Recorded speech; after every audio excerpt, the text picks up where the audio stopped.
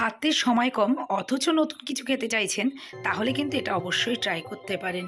ভীষণই টেস্টি এবং দেখতেও ভীষণ সুন্দর।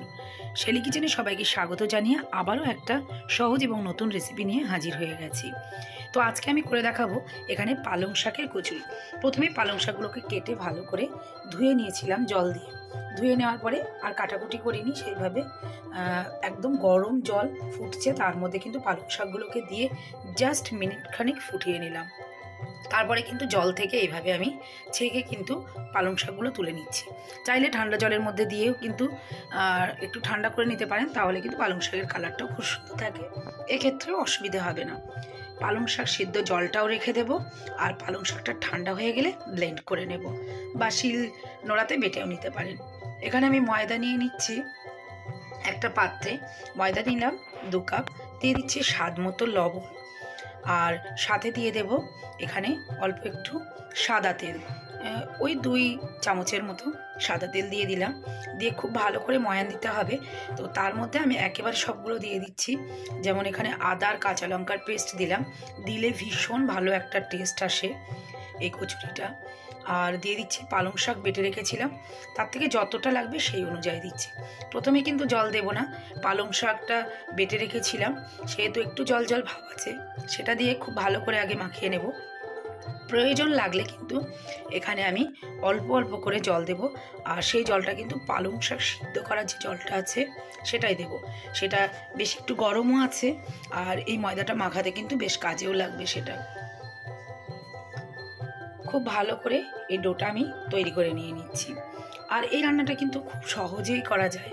আর ডোটা মাখিয়ে রেখে অন্য কাজগুলো করে নিয়ে কিন্তু ঝটপট করে গরম গরম এই লুচিগুলো বানিয়ে খেতে পারেন। দেখুন ময়দাটা আমার মাখানো হয়ে গেছে, আর এটাকে রেস্ট করতে একটু টাইম দিয়ে দেব। দিয়ে আমি অন্য প্রসেসে চলে যাব। যদি রান্নাটা ইউটিউব থেকে দেখে থাকেন, তাহলে ইউটিউব চ্যানেলটি সাবস্ক্রাইব করার অনুরোধ রইল। পাশে থাকা বেল আইকনটি অবশ্যই প্রেস করে দেবেন, তাহলে আমি চ্যানেলে যখনই কোনো নতুন ভিডিও দেব সবার আগে আপনার কাছে পৌঁছে যাবে। আর যদি এটা ফেসবুক পেজ থেকে দেখে থাকেন, তা অবশ্যই পেজটিকে লাইক করে দেবেন এবং প্রচুর শেয়ার করে দেবেন। তো রান্নায় আমরা চলে এসেছি। কিছুক্ষণ আমি রেস্টে দিয়েছিলাম ময়দা মাখাটা। এবারে এখন ছোট ছোট লেচি করছি, একদম ছোট ছোট না, মোটামুটি মিডিয়াম সাইজের লেচিগুলো করে নিচ্ছি। চাইলে কিন্তু সব লেচিগুলো একসাথে করে নিতে পারেন, তারপরে কিন্তু ঝটপট করে বেলে নেবেন এবং ভেজে নেবেন। আমি একটু জাস্ট সামান্য একটু ময়দা ডাস্ট ছড়িয়ে নিয়ে কিন্তু আমি এটা বেলে নিচ্ছি। চাইলে কিন্তু এটা তেল দিয়েও বেলে নিতে পারেন।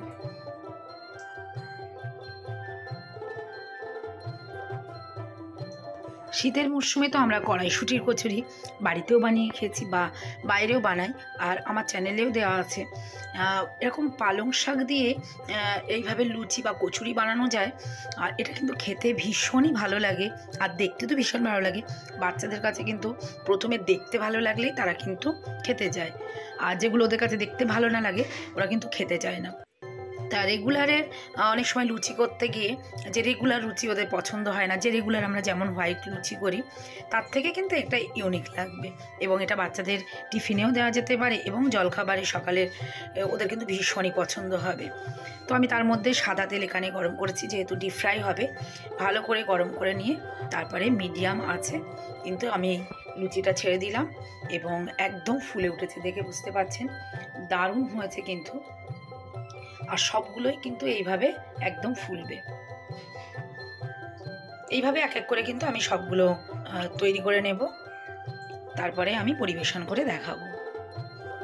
আর আজকে কিন্তু আমি পরিবেশন করব ঘুগনির সাথে। এগুলো চাইলে কিন্তু ছোট আলুর দমের সাথেও কিন্তু পরিবেশন করা যায়, বা বিভিন্ন কিছু তরকারি যেগুলো পছন্দ করে বাচ্চারা তার সাথে পরিবেশন করে দেখবেন। আশা করছি সবার ভালো লাগবে। আর আজকে সকালে ব্রেকফাস্টে আমি ঘুগনি বানিয়েছিলাম, তো সেই ঘুগনির সাথে আমি পরিবেশন করলাম। ভালো লাগলে আবারও বলছি লাইক, শেয়ার এবং কমেন্ট করে দেবেন। আশা করছি আবারও সহজ রেসিপি নিয়ে আপনাদের সামনে হাজির হয়ে যাব। তাহলে আজ এই পর্যন্তই। সবাই ভালো থাকবেন, সুস্থ থাকবেন। সবাইকে ধন্যবাদ।